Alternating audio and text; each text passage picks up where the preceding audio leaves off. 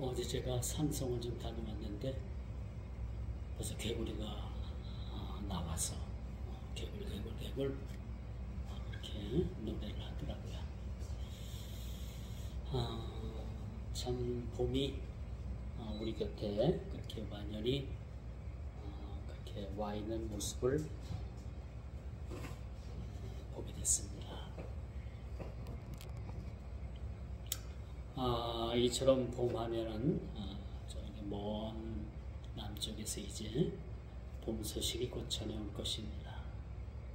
그리고 머지않아서 이제 봄꽃이 활짝 그렇게 기지개를 지키듯이 그렇게 꽃들이 만발하여 그렇게 꽃의 향연을 그렇게 이룰 것으로 봅니다. 참 올겨울은 예년에 비해서 눈보다는 비가 많이 왔지요. 이제 봄을 재촉하는 이제 봄비가 제법 많이 오늘 오후부터 시작해서 그렇게 내린다는 우리 비 예보가 있기도 합니다. 유난히 올겨울은 그렇게 눈 대신 비가 많이 그렇게 왔습니다. 아직은 겨울이 다 갔다라고 그렇게 말할 수는 없지만 앞으로 큰 추위는 그렇게 없을 듯 그렇게 보입니다.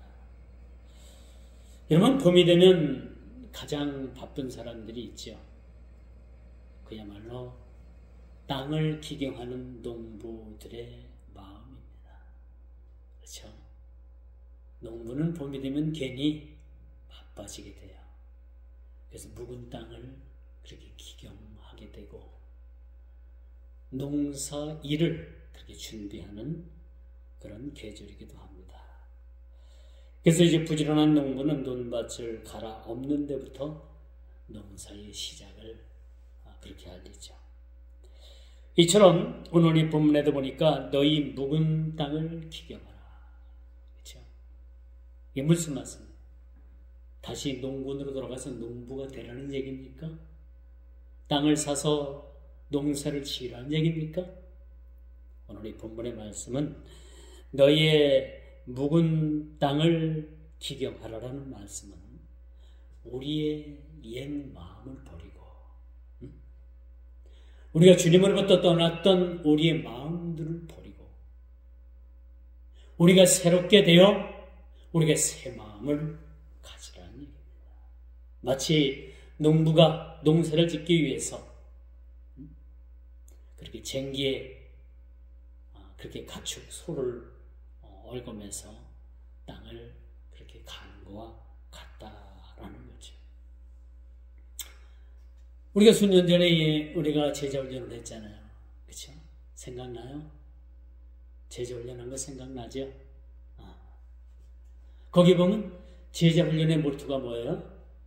우리의 묵은 땅을 갈아엎는 거예요. 토양을 바꾸는 거죠. 이 제자훈련이 뭐냐면 지금까지 우리가 해왔던 전통적인 그러한 모든 예배, 우리 모든 신앙, 이런 것들을 새롭게 갈아엎고 새로운 토양으로 우리의 믿음의 터전을 바꾸는 작업인 거예요. 농사를 지어본 분들은 알겠지만 여러 해 같은 농작물을 계속해서 연작을 하게 되면 연작 피해라는 게 있어요. 그렇죠? 이 연작 피해를 줄이기 위해서는 땅을 깊이 파고 다른 데 있는 흙을 파다가 서로 섞어서 객토를 하게 됩니다. 그러면은 해마다 농사를 같은 품종을 짓더라도 그것이 연작 피해가 줄어드는 모습을 우리가 보게 됩니다. 이와 마찬가지로 우리의 과거에 젖어 있었던 타성에 젖어 있었던 우리의 신앙을 갈아엎는 거예요. 그리고 새로운 토양의 토대 위에 우리의 신앙을 새롭게 세워져 나가는 겁니다. 이게 제자훈련의 모토인 거죠. 오늘 본문의 말씀도 오늘 12절에 보니까 중반절 곧 뭐야? 너희 묵은 땅을 기경하라 라고 이렇게 말씀해 줘요. 묵은 땅을 기경하라.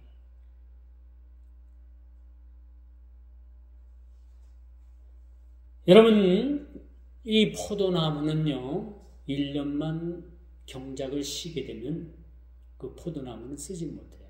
다 캐내야 됩니다. 새롭게 심어야 돼요. 새롭게 심어가지고 한 1, 2년 후가 돼야지만이 또 수확을 거둘 수가 있어요. 이와 마찬가지로 우리 믿음의 신앙을 통해서 우리의 묵은 땅을 기경하듯이 우리의 삶이, 우리의 신앙의 도전이 새롭게 되지 아니하면은 결코 우리는 희망이 없음을 보게 되는 겁니다. 우리의 희망은 뭐예요? 우리의 소원은 뭡니까? 여러분, 우리의 소원은 뭐예요? 소원이 동일해? 우리의 소원은 뭡니까? 신앙생활 잘하고, 그렇죠? 모든 삶의 모범 가운데 하나님을 제일 높은 자리로 우리가 섬기고, 그렇죠? 내 이웃을 내 몸같이 사랑하는 그런 율법의 강령을 지키면서 우리가 살아가게 되는 거죠. 하나님과 더불어서 영원히 우리가 기뻐하고 그와 더불어서 영생 복락을 누리는 것이 우리 성도들의 소망이라고 볼 수가 있습니다. 그러므로 우리가 이처럼 우리의 묵은 심령을 갈아엎는 신앙에 그런 작업이 필요합니다. 그래서 우리는 날마다 새롭게 되어야 되는 거예요. 우리에게 들려주시는 말씀, 우리가 묵다는 말씀, 우리가 묵상하는 말씀, 우리가 대하는 말씀 속에서 우리는 날마다 새롭게 되어야 된다는 그런 의무를 우리가 가지고 있다라고 볼 수가 있는 거죠. 그렇죠? 그러므로 우리의 겉사람은 후패하지만은 우리의 속사람은 날마다 새롭게 되어지는 거예요. 그렇지 않겠습니까? 예수를 믿으면 그 얼굴에서, 우리의 얼굴에서 예수의 모습이 보여줘야 되는 거예요. 중요한 겁니다. 우리가 신앙생활 예수를 믿는다는 것은 우리 모든 삶 속에서 예수님의 흔적이 우리의 삶에서 나타나야 되는 거예요. 그러면 우리가 예수님처럼 말을 해야 되고요. 예수님처럼 행동해야 되고요. 예수님처럼 우리가 생각해야 되고요. 그렇죠? 이런 모습이 우리 모습에서 이것이 드러나야 된다고 말씀드릴 수가 있는 겁니다. 이게 진정한 우리 믿음의 신앙인들의 모습이 되어야 된다는 거죠. 이렇게 되기 위한 기초가 뭐예요? 우리의 심령의 묵은 땅과 같은 심령을 갈아엎는 데부터 시작이 된다는 거죠. 옛것이 좋다고 해서 무조건 옛것만 그렇게 가지고 그 전통만 지키게 되면요, 새로운 것을 받아들일 수가 없는 거예요. 성경은 변하지 않지만은요, 이 성경 속에서 우리가 시대마다 살아가는 우리 성도들의 삶이 달라야 되는 거예요. 지금으로부터 100년 전에 그런 신앙의 모습의 삶이 달라야 되고요. 50년 전에 우리 모습이 달라야 되고요. 현재를 살아가는 우리의 모습이 달라야 되고, 앞으로에 살아갈 우리의 모습들이 신앙의 말씀의 틀은 바뀌지 않지만은 그 말씀 틀 안에서 우리가 끊임없이 개혁되어야 되고 끊임없이 변화를 이루어가는 것이 우리 장로교 개혁주의입니다. 사실은 리폼드 처치라고 하잖아요. 이런 삶이 우리에게 필요하다는 겁니다. 아닌 것을 우리가 과감히 버릴 줄도 알아야 되는 거예요. 어떤 사람들은 버리지 못해가지고 저 집안에 그냥 그 물건 그거 쌓아놓고 있는 분들이 있는데, 버리면 죽는 줄 알아요. 점점점 그 집안에 물건이 쌓입니다. 버릴 줄은 모릅니다. 그러다 보면 뭐예요? 집안이 창고가 되는 거예요. 과감히 버릴 것은 아깝다고요? 아까워도 나에게 필요 없는 것은 재활용해 갖다 넣는 거예요. 그렇죠? 여러분, 버릴 거 제가 알려드릴게요. 1년 동안에 여러분들이 한 번도 입지 않은 옷 갖다 버리세요. 앞으로도 안 입습니다. 안 입은 지 1년 넘는 거, 1년 넘는 거는 무조건 갖다가 재활용품에 넣으세요. 그 1년 지나도 안 입습니다. 근데 아깝다고 자꾸 안 버리고 쌓아놓으면 뭐예요? 옷장이 나중에 비좁아져가지고 옷장을 또 하나 구입을 해야 돼요. 이게 현실이거든요. 설령 우리 모든 믿음의 신앙도 마찬가지입니다. 우리의 과거에 묵었던 버려야 될 것들을 우리가 과감하게 버려야 돼요. 이스라엘 백성들의 실패가 어디서입니까? 버릴 것을 버리지 못한 거예요. 애굽에서 종살이하던 그 종의 근성, 그 노예의 근성, 그 잘못된 그런 믿음의 신앙관들을 과감하게 버렸어야 되는데 버리지 못한 거예요.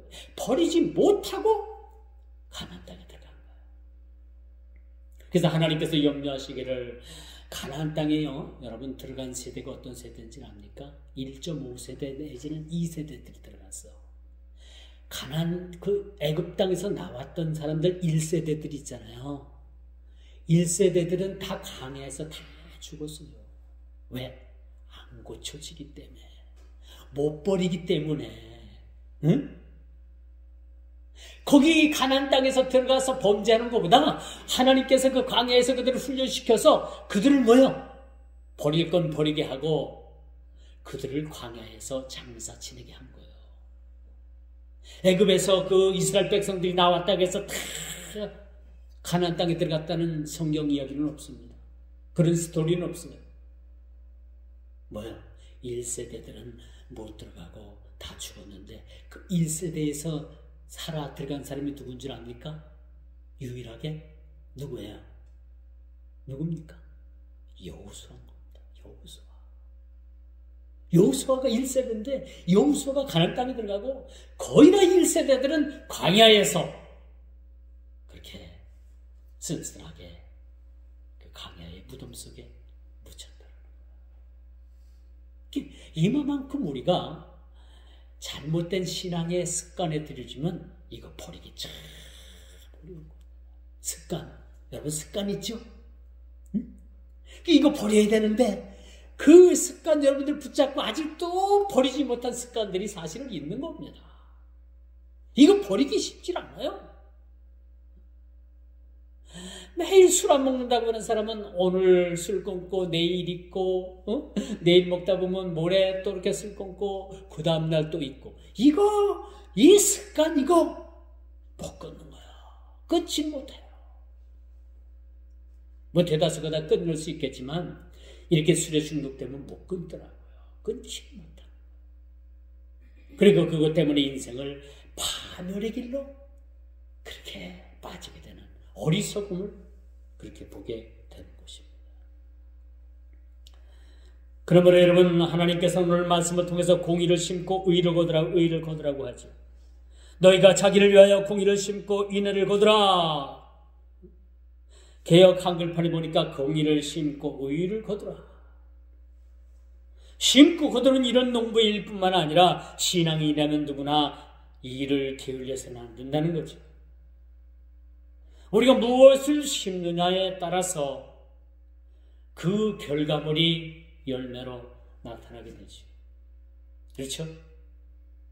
여러분 열심히 심어야 됩니다. 때를 어떤지 못 어떤지 여러분들이 열심히 심어야 돼요.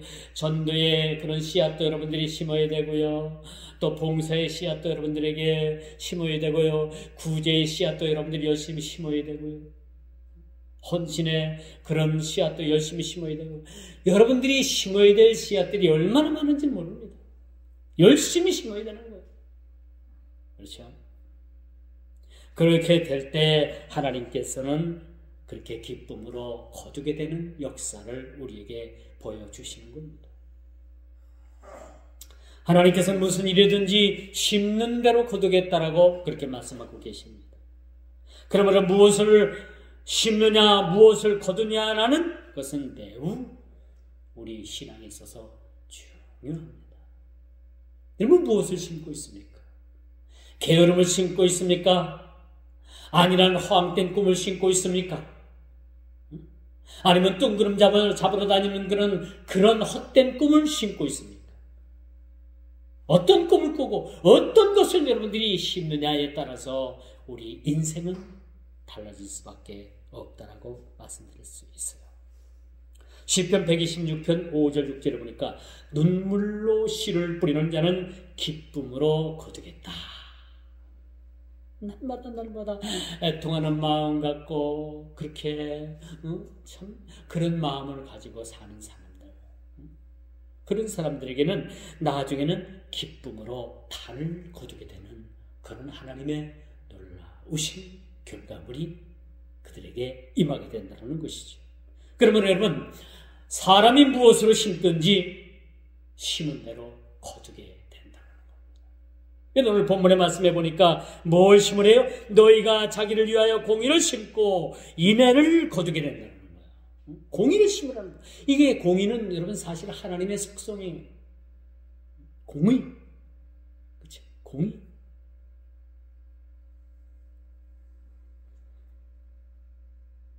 마치 공의는 뭐예요? 공의, 하나님의 공의는 착한 일 한 사람들에게 상 주시고, 나쁜 짓 한 사람들한테는 뭐예요? 벌 주시는 게 하나님의 공의인 거예요. 이게 이제 인과응보라는 법칙이죠. 행한 대로 받게 되는 거예요. 착한 일 한 사람에게는 상을 주시고, 못된 일 한 사람들에게는 벌을 주시는 그런, 이 기준이 뭐냐? 하나님의 공의인 거야. 하나님의 공의로 심판하시겠다고 했어요. 우리가 공의를 열심히 심게 되면은 하나님께서 우리에게 인애라는 것을 우리에게 그렇게 열매로 주시는 거예요. 그 대표적인 분이 누구예요? 인애하신 구세주 예수입니다. 그분은 우리들에게 인애를 베풀어 주신 거예요. 그러면 오늘 본문 선지자도 의를 심고 긍휼을 거두라라고 말씀을 합니다. 성도는 하나님의 공의를 행하는 것이 마땅한 거죠. 택한 백성의 삶을 규정한 하나님의 의로운 법, 즉 공법, 하나님의 백성이 마땅히 수행해야 될 선과 사랑이라는 의미를 가지고 있다는 거죠. 자, 주고 마땅한 인생을 살리셔서 하나님의 긍휼하심을 따라서 저희들을 살려주신 거예요. 하나님의 공의 앞에는 누구든지 의롭게 설 수가 없어요. 다 지옥으로 갈 수밖에 없어. 하나님의 공의 앞에서는. 그런데 하나님께서 우리에게 긍휼을 베풀어 주셨다는 거예요. 누구를 통해서? 예수 그리스도를 통해서 우리에게 긍휼을 베푸사 그 긍휼을 따라서 우리가 구원받게 된 거예요. 하나님께서 우리를 긍휼히 여기지 않으셨다면요, 온통 누구를 막론하고 한 사람도 예의 없이 다 지옥의 불구덩으로 다 떨어질 수밖에 없는 그런 처지였다는 것을 우리는 잘 알고 있다는 사실입니다. 이처럼 여러분, 공의를 심고 긍휼을 거두는 것은 그리스도인의 일상생활이 되어야 되는 거예요. 하나님의 공의 앞에서, 긍휼을 베푸시는 그 하나님 앞에서 우리는 그분 앞에 순종하는 삶을 살아가게 되는 겁니다. 그렇죠? 무엇보다도 우리가 하나님 앞에 성도들의 삶은 순종하는 삶을 살아가게 됩니다. 그 순종의 본을 누가 보여줬어요? 아브라함이 보여줬죠. 그 이전에 예수님께서 하나님께 순종하는 모습을 그렇게 보여줬잖아요. 그렇죠? 이런 순종하는 삶이 우리에게 필요하다는 거죠. 그러면 우리 성도들의 삶은요, 많이 심고 많이 거두는 일에 열심을 내시기 바랍니다. 지금까지는 나만 위해서 살았더라면, 이제부터는 내 이웃을 돌아볼 줄 아는, 그렇죠? 이젠 나만을 위한 시선, 나를 위한 시선을 가지고 살았더라면 지금부터는 내 이웃을, 나의 주위에 있는 사람들을 돌아볼 수 있는 그런 믿음의 신앙으로 우리가 성장해야 돼요. 이게 필요하다라고 말씀드릴 수가 있는 거죠. 자, 두 번째, 지금이 곧 여호와의 하나님을 찾을 때라라고 이렇게 말씀해 주고 있습니다. 하나님을 찾을 때. 그렇죠? 여러분, 하나님을 찾는 때가 어느 때입니까?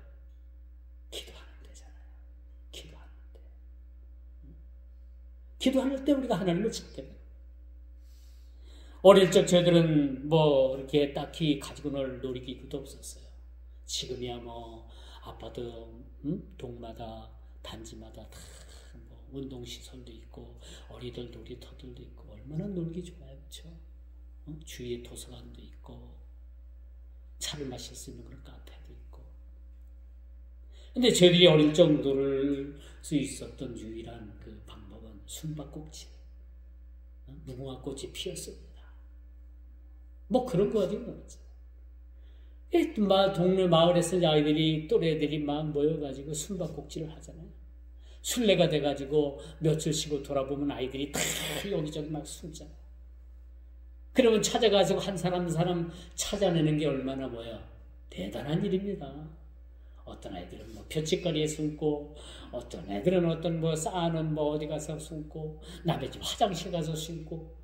근데 결국 찾지 못하는 사람이 있는데, 그 찾지 못하는 그런 친구들은 어디가 있냐? 가보니까 자기 집에 가가지고 들어가서 밥을 먹고 앉았어요. 아무리 찾다가 없어서 가서 그 집 가서 방문을 열어보니까 거기서 밥을 먹고 앉았나. 이거 얼마나 화가 나요. 그쵸? 화가 머리 끝까지 나는 거예요. 그런 뭐야? 쌍욕을 하고 나오는 거예요. 쌍욕을 하고. 그쵸? 반칙을 했으니까. 어떻게 지혜 자기 집에 들어가고 밥을 먹고 앉았냐. 그런 경험이 있어가지고 저는 그전에 막 화가 났던 적이 많이 있어요. 막 욕을 하고 막 나왔어요. 저는 XX 같은 어릴 때니까 그런 기억이 저에게도 있습니다. 반칙이죠? 반칙. 숨바꼭질 하는 룰의 반칙을 쓴 거예요. 이번에 아시안컵 축구 대회 때 우리가 4강에서 그만 요르단에게 2대0으로 패해가지고 4강에 우승을 하지 못했는데 그 뒤에 들려오는 이야기가 크린스만 감독의 그런 무능, 대한축구협회의 그 임원진을 비롯해갖고 회장을 비롯한 그 사람들의 잘못된 행정, 또 선수들 간에 또 멱살을 잡고 싸웠다. 그런 이야기가 여러분 들려오고 있지 않습니까? 그래서 참 싸운 사람, 그 나이가 어린 그 선수 하나가 지금 뭐 아주 매장당하게 됐어요. 국가대표도 영구 박탈이 된다. 자기 소속 팀에서까지도 그를 반겨주지 않고 또 그 어린 선수에게 국내에서 아마 광고를 그렇게 출연하게 했는데 400억대가 넘답니다. 광고료가. 그걸 다 지금 물어주게 생겼어요. 그 선수가. 그 인생 잘못 산 거지. 축구 하나 잘한다고 그렇게 깝치다가 축구 하나 잘한다는 그것 때문에 그렇게 나대다가 인생 종치게 생겼다는 얘기입니다. 이게 다 뭐냐? 인생을 반칙으로 산 예라라고 말씀드릴 수가 있습니다. 인생을 잘못 산 거예요. 이게 하루아침에 인생의 나락으로 떨어지게 지금 생겼습니다. 앞으로 어떻게 될지는 모르겠지만 모두가 그 어린 선수, 축구 좀 잘한다는 그 선수에게 전부 다 지금 손가락질하고 있어요. 너 인생 그렇게 살지 마. 그런 이야기가 오고 가고 있다. 이처럼 우리가 하나님의 부르시면 항상 때가 있는 것은 아니에요. 세상 사람들의 말을 빌리자면 인생에 3번의 기회가 있다고 하잖아요. 몰라요, 뭐 3번이 있는지 5번이 있는지 하나님 주시는 대로 우리가 기회가 있는 거지만 세상 사람들은 3번을 얘기해요. 아마도 이 선수는 한 번에 아주 대단한 기회를 지금 날려버리고 있는 것인지도 모릅니다. 이 잘못된 선수에게는 앞으로 이 기회가 다시 찾아올지라는 그러한 보장은 없다라는 것을 알아야 합니다. 그러므로 여러분, 우리가 여호와 하나님을 찾을 만한 때에 우리가 하나님을 찾는 것이 우리에게 매우 중요하다고 말씀드릴 수가 있는 거죠. 세상 사람들은 3번이라고 얘기합니다만 3번이 아닐 수도 있고요. 1번일 수도 있고요. 아주 기회가 없을 수도 있습니다. 그러나 우리 그리스도인들의 기회는 하나님을 찾을 때 가능하다는 것. 하나님을 찾을 때. 하나님을 찾을 때 우리에게 기회가 주어진다는 사실이죠. 솔직히 우리가 하나님을 찾는 것이 아니라 여러분, 이 복음이라는 것은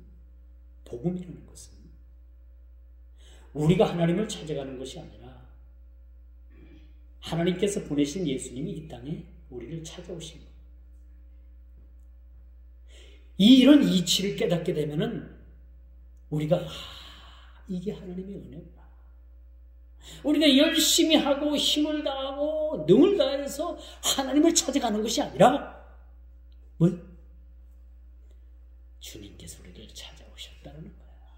이게 복음입니다. 이게 복음이에요. 주님이 우리를 찾아오셨어요. 우리가 찾아간 것이 아니라.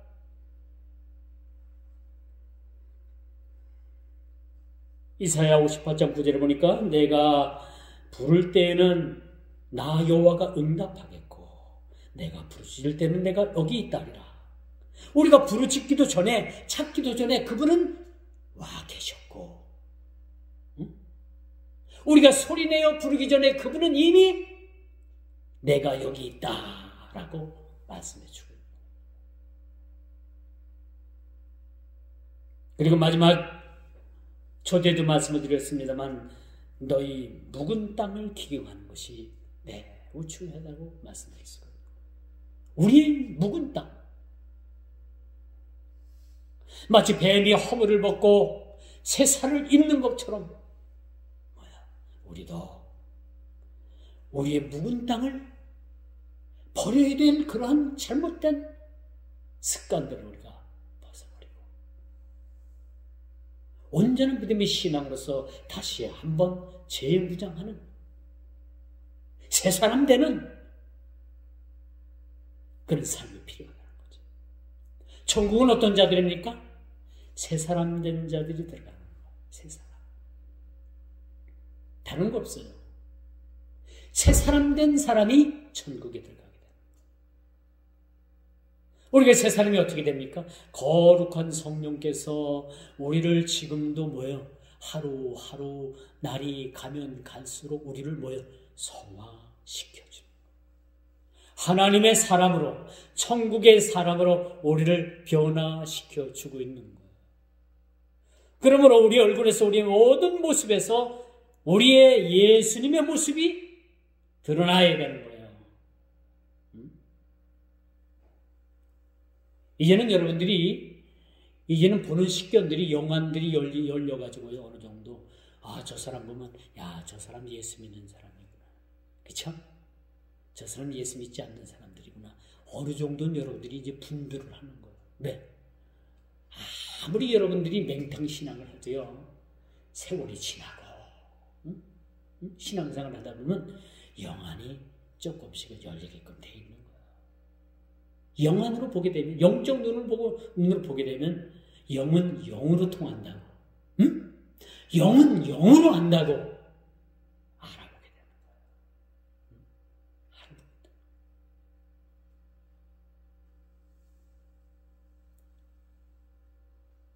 여러분, 오늘 선지자는 과거의 마음을 돌이키고 새롭게 하라는 회개를 촉구하고 있습니다. 이것이 너희의 묵은 땅을 기경하라는 얘기죠.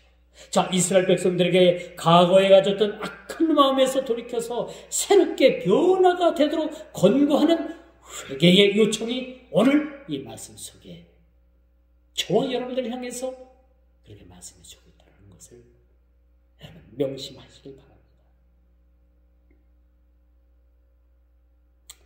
이제 말씀의 결론을 맺습니다.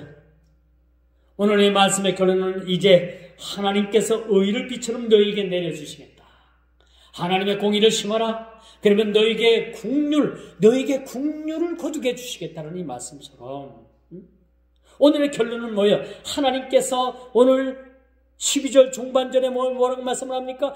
곧 여호와를 찾을 때니 마침내 여호와께서 오사 공의를 빛처럼 너희에게 내려주시리라. 오늘 오후부터 많은 비가 온다고 합니다. 세상이 시적으로 이렇게 많은 비가 올 때 우리가 어떤 생각들을 해요?